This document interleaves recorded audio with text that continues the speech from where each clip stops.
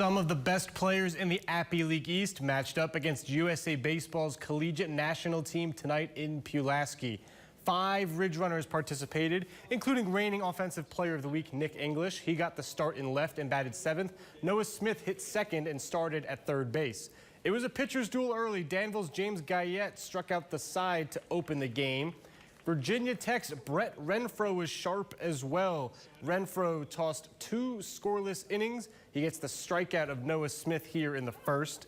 The USA breaks through in the third. Kyle Johnson, the extra hitter, providing dividends. He's got a runner on third. He hits it high and deep to left center. It's going to die on the warning track, but the runner from third comes in to score. 1-0 USA. That lead wouldn't last very long. In the bottom half now, Pulaski's Austin Jaslov puts a charge into one, deep to right and over the high wall. A 2-run shot that gives the East a 2-1 lead. The USA would answer in the 5th. Jamal George at the plate.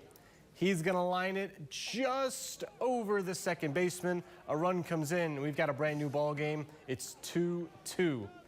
The East select trying to get the offense going again, build up another lead.